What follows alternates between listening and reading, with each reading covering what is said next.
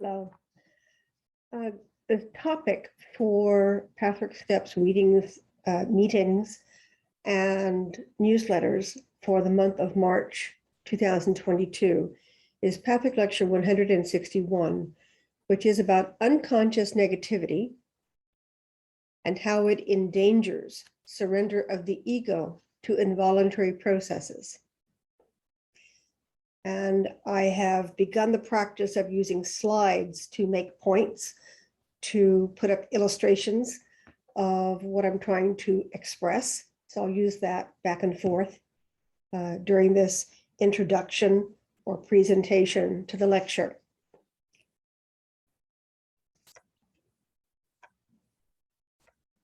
Get this on screen now. And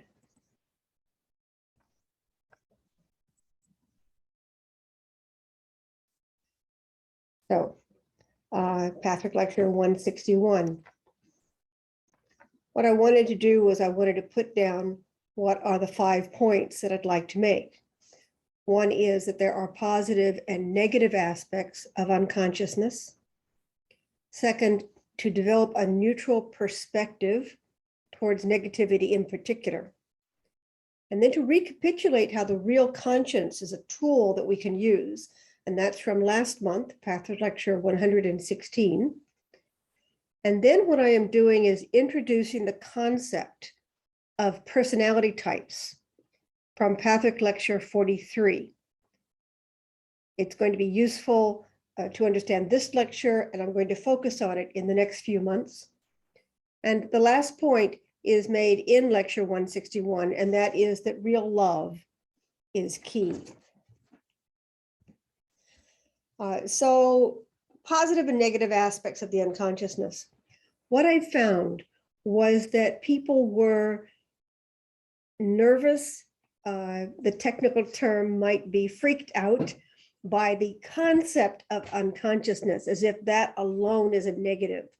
So what I do is I go immediately into the positive aspects of unconsciousness.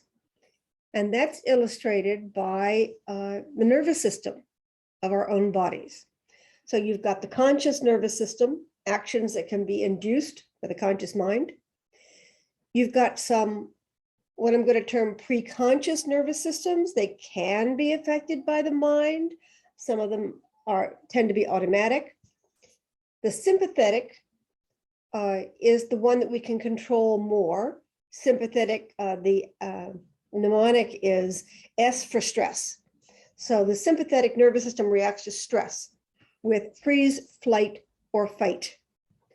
And it's activated by both conscious and unconscious perceptions, meaning you may not realize why you are stressed, but you go into stress because of, you go into stress for reasons that your conscious mind hasn't yet picked up on. Parasympathetic nervous system is how the organism returns to a state of relaxation. So parasympathetic, think of P for peace. It doesn't require input to activate, but it can be overridden. So both of these act consciously and unconsciously. And we can learn to have more control over our lives if we can address these systems. Deep breathing, prayer, meditation, calming ourselves down, controlling the stress. My point here is that there's an unconscious nervous system, and its technical term is the autonomic nervous system, and it regulates your internal organs and circulation without your conscious recognition or effort. And that is a good thing, because we won't forget to breathe, and we won't forget to supply the liver with blood, and we won't forget to wake up the nerves in our arm. So when our arm goes numb, pain begins. Pain is a part of the autonomic system in that we can't tell it not to happen, and it carries a message saying something has to be done over here. So our system is being interfered with. Please fix this. So we can move the arm, shake it, and bring it back into full health, into full usefulness. In learned behavior, you've got some similar ways of dealing with this. Now, I use the iceberg here, because it's symbolic of, there's a little bit that's visible, and then you can see a little bit under the water, and then there's a whole bunch of it, 90% of it is under the water. And you may not fully understand what that is, what it's composed of, size, etc. So in terms of what we can see and control, the conscious executive functions, if we're cooking food to eat it or reading a book, we are consciously, actively doing that. Okay. Preconscious functions that we have some knowledge of, we may have learned them and then just allowed them to become semi-automated, are complex tasks that rely on a pattern of operational motion. So walking, talking, tying your shoes, operating machinery can become semi-conscious. You can get so good at it, you don't have to think, and it's very complicated. Riding a bicycle, driving a car. If you don't think that walking and talking are complex activities, wait till something goes wrong in your throat. You bite your tongue, or you have a sore or a problem, and you realize how many actions the tongue actually makes in speaking or eating that you weren't aware of before. It's the joke of when you hurt your little finger, suddenly you're aware of how many times you use the little finger to balance certain activities and how you miss it and want it to heal. Then there are automated functions in our learned behavior that are difficult to access. The two examples I found was in Australia, the UK, and Singapore. They drive on the so-called opposite side of the road, opposite to most other nations. And what they found is that foreign-born visitors and foreign-born residents have difficulty changing the first way they look when they're crossing a street, because this is learned so early in life that we're not sure how to access it. So that you can live in a country that drives on the opposite side of the road for decades, and still the first place you look is where you were taught to look as a child. Another thing that I've learned about is that unique vocalizations or tones used in languages may be difficult to learn after a certain years of age. I met with a Chinese couple one time who were bringing their daughter to China because they wanted her to speak Chinese as a native, and they had been told, or they learned, or they believed that if she wasn't able to speak it with other native speakers in an immersive environment after she was 12 or 14 years old, that she would speak with some sort of accent. They did not want that. I've heard similar stories to that. It's not as easy to define as some of our conscious functions. It's in scientific study. So I had to Google to figure out two examples of automated functions that were learned, but may now be very difficult to access.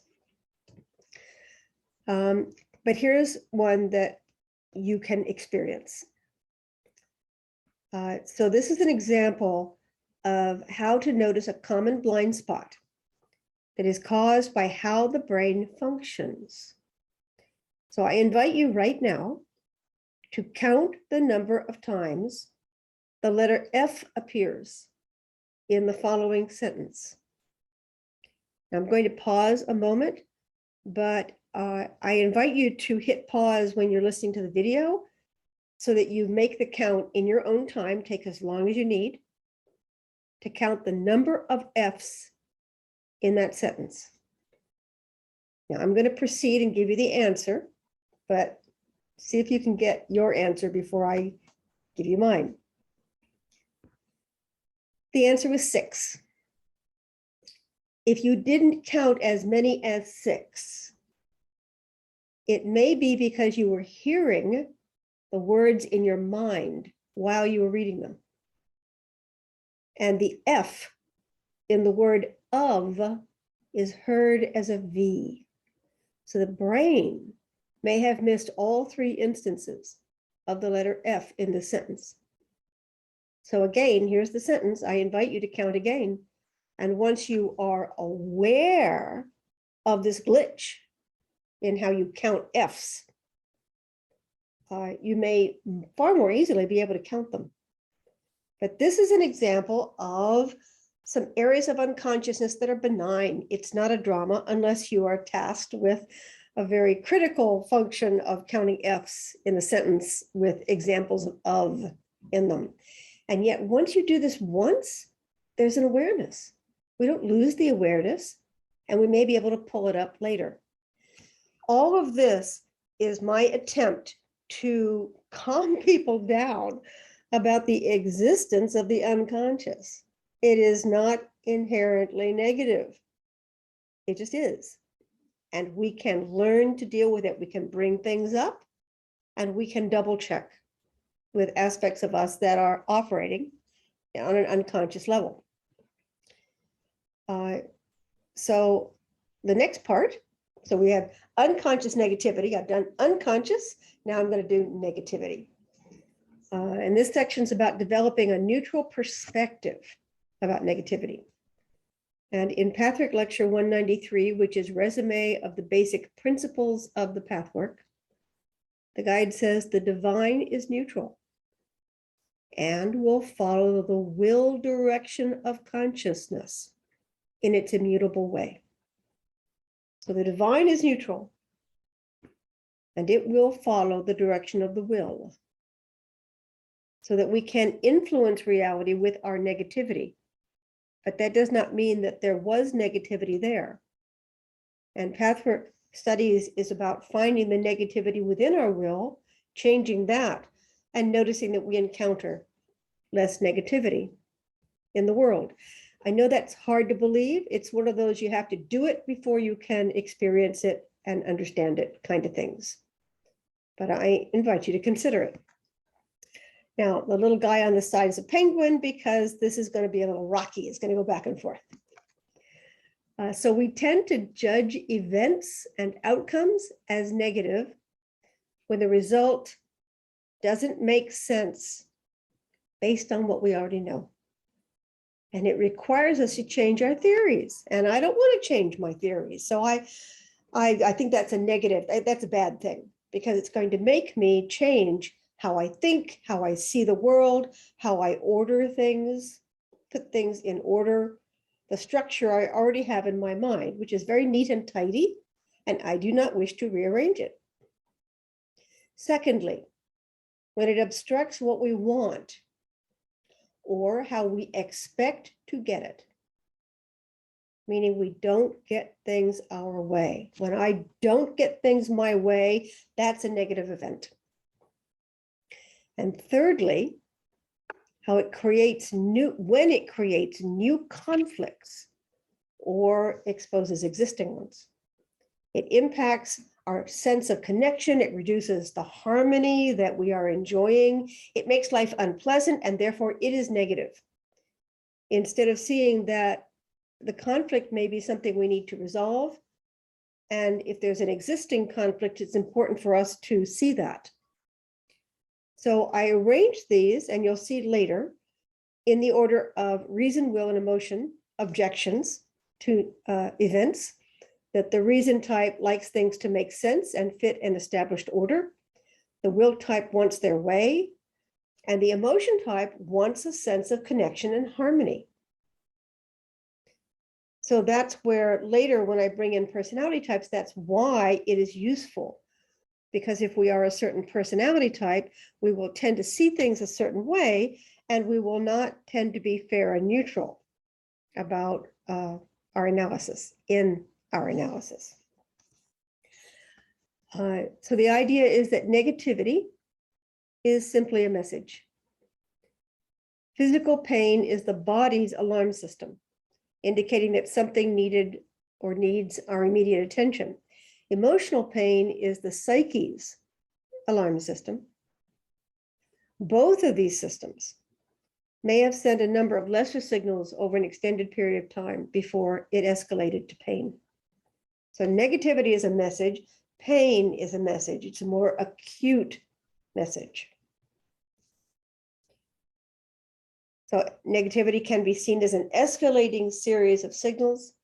It indicates that something is out of alignment with spiritual truth. Something requires our attention. And if not addressed, it will create spiritual pain. The unconscious negativity can be brought into our conscious awareness by noticing the negative effects. So the rest of this presentation is going to be about keys that can unlock what unconscious negativity is about. It can make the negativity more conscious, and it can bring it more fully into awareness where we can address it. So the three remaining keys are developing communication with our real self via our real conscience, awareness of the effects of personality and ego, that's the three personality types, and as part of this lecture, opening our hearts to real love. So this is a recapitulation from my, not the presentation on Patrick Lecture 116, but the workshop on Patrick Lecture 116. So as I teach things, I come up with different ideas. And I came up with this idea and I liked it, so I wanted to use it to illustrate this lecture. So the idea is that in the Disney movie Pinocchio, they took the character of Jiminy Cricket, or the cricket, from the original novel from the 1800s, and they turned him into an animated talking cricket with a name, Jiminy Cricket. And they presented him as the puppet's conscience. Let your conscience be your guide. And Jiminy was advising Pinocchio and helping him out. He's realized, however, as a totally unique character, he's a character unto himself. He's not really a version of an adult or spiritual Pinocchio. He's different. And the reason for that is he actually represents an invisible chorus of adult perspectives. He represents the adult's view of how a kid should operate, what's in a child's best interests. And so using Patrick Lecture 116, which is about the superimposed conscience, the shoulds, Jiminy Cricket is a form of superimposed conscience. He's a placeholder. He's meant to be a guide for you while you're developing your real conscience. So holding on to this superimposed conscience past its use-by date, the metaphor I came up with is it's like wanting to keep your baby teeth after the jaw has grown big enough for the adult teeth to emerge. Baby teeth are a temporary placeholder meant to allow you to eat and use your mouth and develop your muscles, but they're meant to go so that your real teeth can come in. And that's how I came up with the idea that Pinocchio's real conscience, which was a gift from the Blue Fairy, a little divinity in there, that his real conscience was his magical nose. The nose displayed the disparity between what he says and what he already knows to be true. In other words, it grows when he tells a lie and shrinks when he tells the truth. What I noticed is that Pinocchio is very easily able to realize the connection between cause and effect. Confuses him for a few moments, but he gets it pretty fast. And the reason he gets it is because he knows that when cause and effect demonstrate what we already know, it's not a mystery for very long. It's only a mystery when we don't want to know the connection, when we want to deny the connection. So that another way of thinking about this is that his attempts to deny the voice of his conscience mimic the 5 stages of dying. So the Kubler-Ross model was that if you're told you're dying, the first thing that happens is you get angry because it disrupts your life. It's going to change things. Then you go into denial, and then in bargaining, can I do this or that? And then despair until you finally drop into acceptance. If you are not against knowledge, you may go through these 5 stages of dying from your old way of thinking and being born into a new way of thinking very quickly. But if you don't want to make that transition and you want to resist it these stages can last for a long time. Our relationship with our real conscience works the same way. If we want to hear our real conscience, it's very clear. But if we don't want to hear it, we can muddle the signals from it. And so in Patrick Lecture 116, one of the messages was that spiritual transformation begins when we realize the connection between our invisible thoughts, feelings, and beliefs and what happens in the outer world. When I realize that I am holding negativity and that it's bleeding out into the world as invisible rays, and it's going to generate negative interactions with others. When I get the connection of this, and I change the cause, which is the emanation of negativity from me, then I can then begin to see a slow, perhaps, but palpable shift in relationships. Again, this can sound like theory. You need to experience it. You need to try it. And you need to try it with genuine positive intent. You can't fake it. You can't pretend or do a test run of something like this. It has to be real. So connecting to this unconscious negativity and then how it endangers the surrender of the ego. Unconscious negativity produces a negative effect. Now, the specific cause may be invisible to the mind, but it is not unknowable. So in other words, just because it happens unconsciously doesn't mean I can't find some things out. For instance, if people give me feedback, that can enable me to realize I'm doing something that my mind was not aware of. One of the things in public speaking is tics. So if you don't realize that you're making sucking sounds or using the phrase, I know, I use so a lot. If you listen to me, I use so this and so that as a segue point. Maybe it's not a tic, it's certainly an unnecessary word. I have become aware of it. I try to limit my use of it. But the idea is that it is only when I hear it separately on a video or people tell me about it that I'm really aware of it. I'm unconscious that I'm doing this.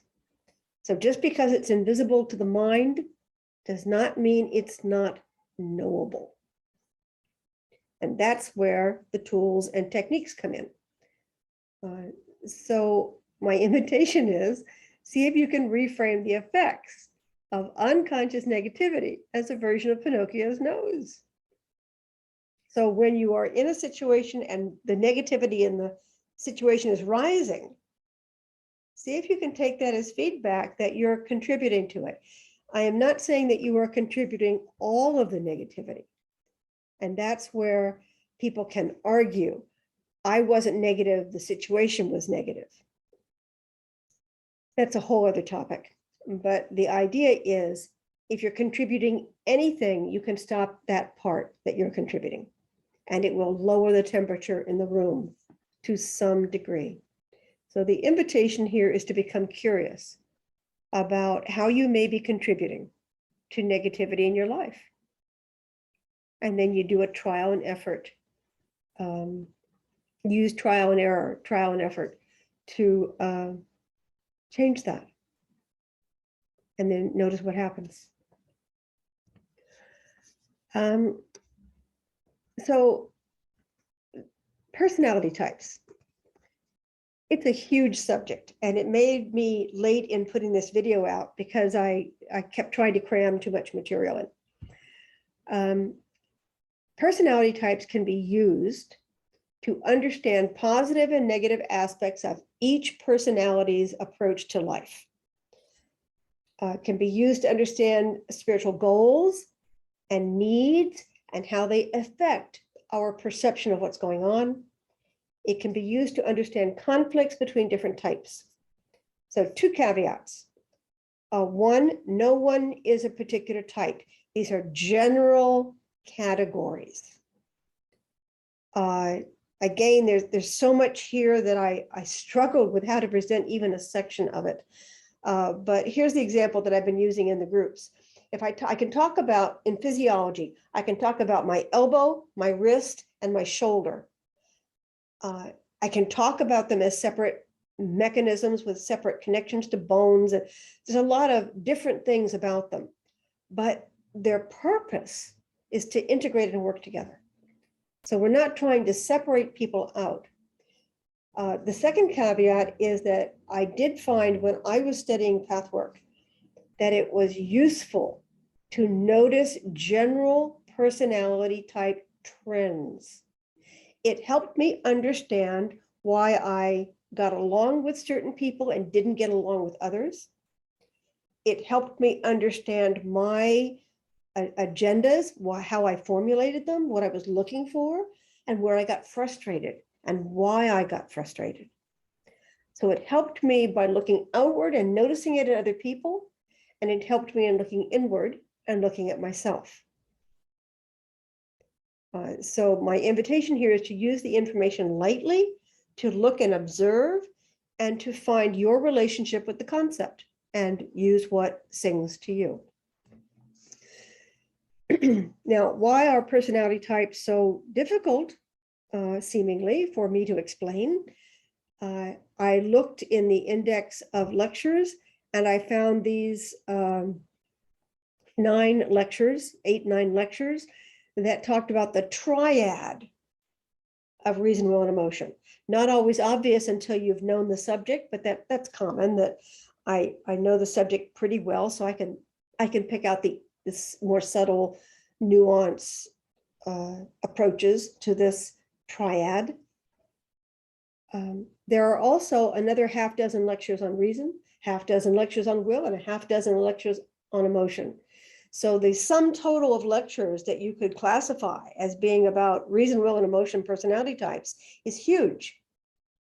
And that indicates the importance of the topic in the Pathwork lectures. I like to have fun with these concepts. So I realized that the concept of reason, will, and emotion was similar to the children's game of rock, paper, scissors, which is for some people a very serious sport and not a children's game. So the idea, let me do a stop share here. So here's the idea. You have rock, paper, scissors, and we're going to analogize this to some large trends of reason, will, and emotion. So let's start with rock. So rock represents aggression and self-will, punching through things, taking action. Rock in the game can break scissors. Scissors is a way of cutting, dividing, analyzing, slicing, creating clarity by cutting off little bits and pieces and centralizing the argument. So scissors are a different kind of tool than a rock. But rock can break scissors. Now, in the real world, a good pair of hefty shears could smash a weak rock, but we're going to play the game here. So rock can smash scissors. Now, scissors.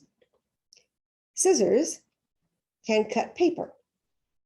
So paper not having sharp edges, it's more of a liquid or fluid quality. And so scissors in the game wins against paper. Paper representing emotion, emotion being fluid, looking for harmony, bending with situations, adapting to situations because it doesn't have a my way or the highway agenda, but it wants to connect, it wants to envelop, it wants to hold. And so if we bring back rock, we have paper, paper beats rock because paper can surround and smother rock. Now, again, in the real world, rock could sit on the paper, but this is a game, so we're going to play it according to the game. So paper surrounds and covers rock and wins the game. So when you throw these things with your hands. I'm not going to be able to do this by myself. I don't have that skill, but you get the idea. So that if you think in terms of will, reason, and emotion, and you think of these energies, once again, I like to simplify this so that you've got something you can hold, something you can deal with. What does a will type look like? A will type acts aggressively, outwardly, reaches out and wants to change things in the world. Will types want to win. Will types want to conquer and lead.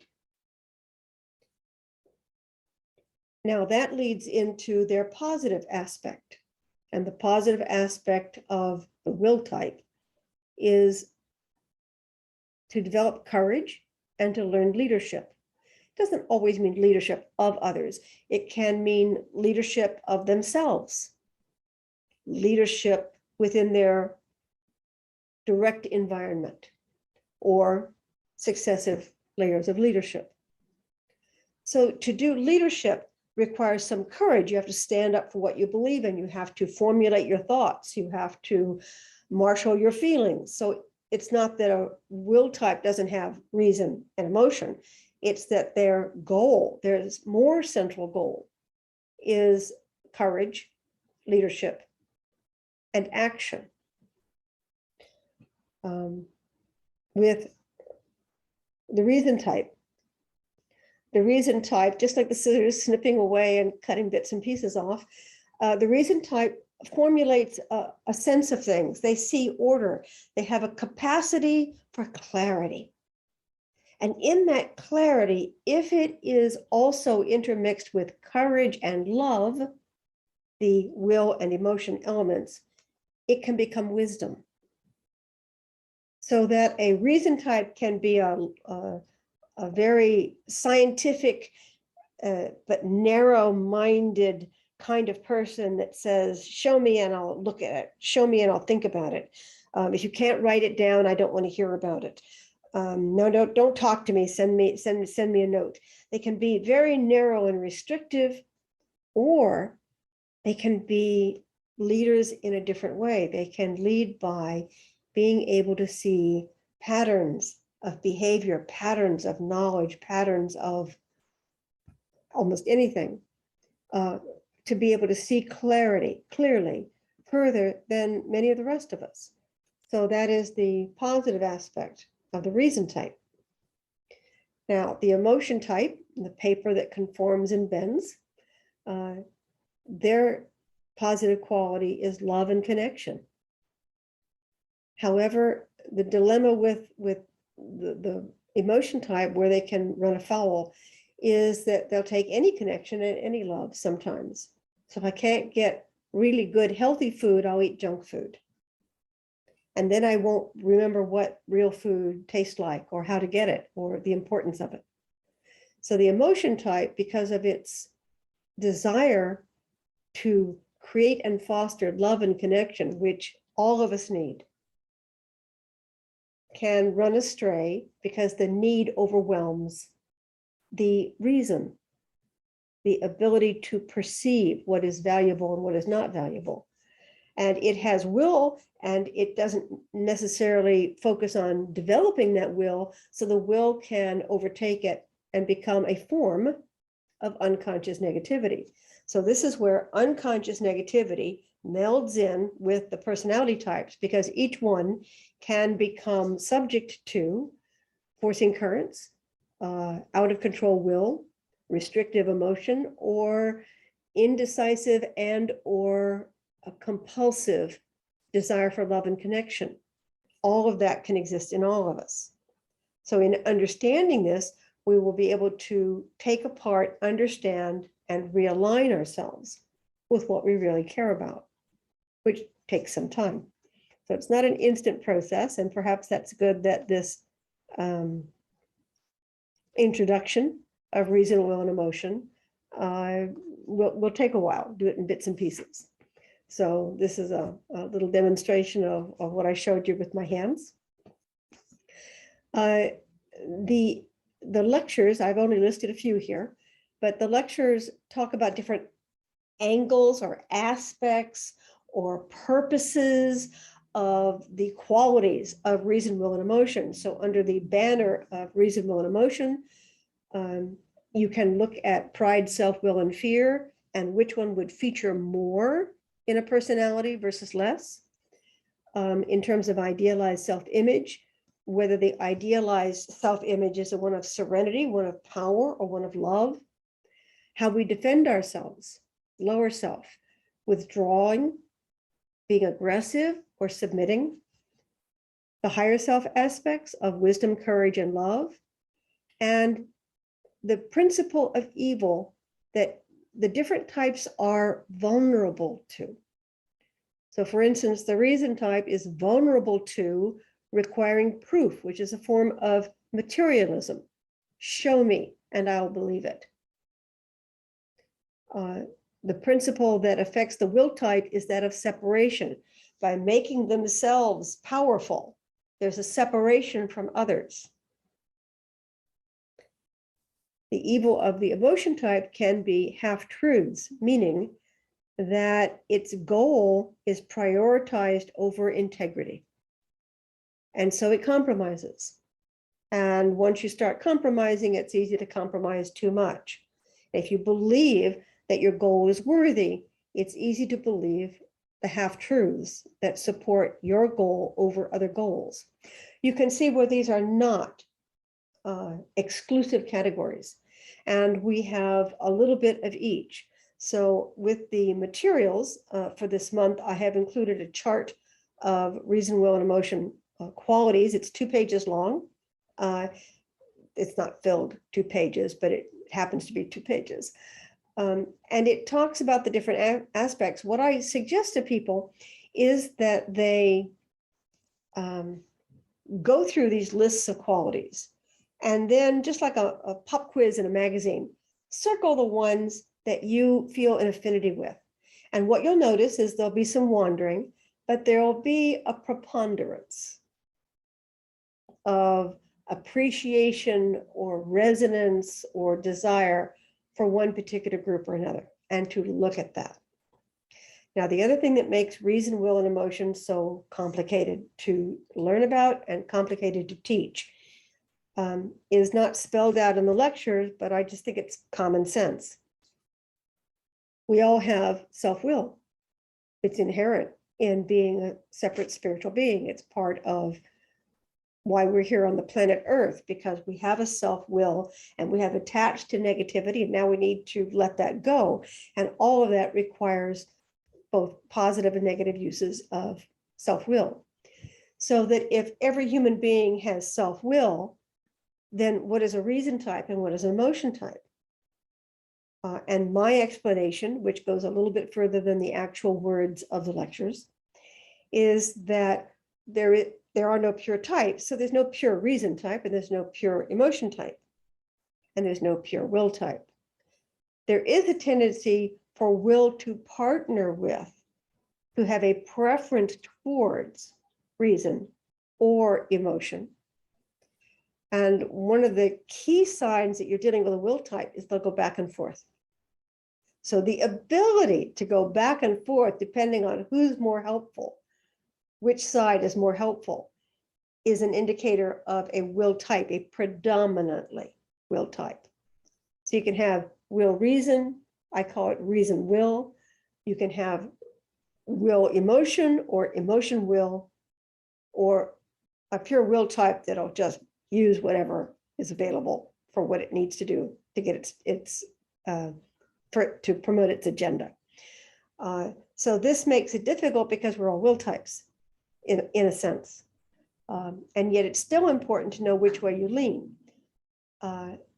Then if I can add just one more complicated layer, we have the types that we'll use to defend with, and then the types that we may actually have, I'm going to use the term aced. If you don't spiritually have a problem with emotion, you may not bring a lot of it forward in this life. Doesn't mean you don't have emotion or respect emotion, but you may have more that needs to be learned about reason than you need to learn about emotion switching sides here. This was the emotion side a few seconds ago. You may have more to learn from using your reason, developing your reason, which will help your emotion agenda and aspects. So you may not bring in, you may not manifest that element of who you are. You may manifest more will and more reason because you've already developed your emotion element. On the other hand, you may not be ready to develop your emotion element yet. So you may be playing to your strengths and building up some strong elements of personality so that you can later bring in the weaker element. I use the same kind of thinking and was taught in a similar way about the five core energetics personality types, that we may be born following one personality type, characterology type, sorry, not personality, different character versus personality. It's a subtle distinction. That we may be born according to one personality type structure, but that we may transcend that later in life. And yet, after we transcend it, a certain character type would be very tall and thin. You may still be tall and thin, but you may have moved on in your spiritual work into developing other aspects of your spirituality. So by this, what I'm inviting you to do is to treat this very lightly and gently, to notice what resonates, and to notice what you have, where you have something that will help you. I have just messed up that sentence. Let me start that over. To notice what would help you learn about things that would help you do better in life, meet your goals, meet your agendas, have more positive experiences in your life. So you're looking for what tools will be of value now, without necessarily saying I'm that type or I'm not that type. The tools, the understanding can still help you.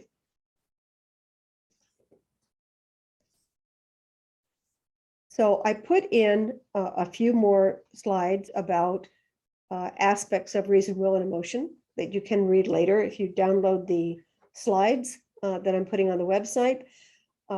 This is how it intermixes with the concept of life, death, false beliefs, life or death duality, how the reason type perceives death and life, and what its fears are about death and life, what constitutes death. And for the reason type, death would be a form of chaos, a lack of order. For the will type, death would be helplessness, total defeat. So then it decides what death looks like, and then it decides what life looks like. And in the concept of Patrick Lecture 143, unity and duality, we always reach towards life, which may not look like life to somebody else. The important thing is it looks like life to us. Life or life affirming is always going to be where we're going to go. And we're always going to pull away from or reject what feels to us like death. And then the emotion type, what they're looking for is pleasure, but not in the frivolous sense. Pleasure in terms of full pleasure of connection and love. The long-term happiness they know is there. But they may choose to settle for a more superficial pleasure and superficial love or false love. And then you start tumbling because you can't understand why you reached for love and you engage with negative experiences. Why should we study personality types when we're looking at unconscious negativity? So the personality types can help us by identifying personal misconceptions. It helps us in figuring out our main childhood pain and unmet need, which is the trigger for a lot of emotional activity in this lifetime. Primary sources of happiness and unhappiness, the preferences for the forcing currents we use. So to withhold or contract, to expand and reach out, or to try to hold still. It can show us elements that need to come into balance, and it can be a signpost to your divine task for this incarnation. I think this just repeats. So the last section, real love is the key. And Patrick Lecture 161 says, the violation of the law of love is that which ultimately ails everyone who is troubled. So the guide's summation is that real love is the key to the universe. If real love is the key, let's look at love. The ego imagines that real love is vulnerable. So I collected all these clip art images of how we imagine people have hurt us and wounded us and trapped us and enmeshed us. But this is not about real love. This is about false love. False meaning that real love cannot be hurt. It cannot be trapped. It cannot be held or withheld. So if real love is the key, I imagine, I'm suggesting that the ego imagines that it is alone. Now I say that my heart can be broken, and I can say I'm alone. So I came up with this image of how we're surrounded by we're a part of our soul and our real self and our spirit, higher self, God, angels, universe, etc. And the ego is just the center of it. Now it's important to have a center, and the center has a purpose, but it's not alone. And it is not the center of the universe. It's just in this lifetime, the ego is the active part. My ego helps me decide, me being the larger me, my ego helps me decide how to phrase my words.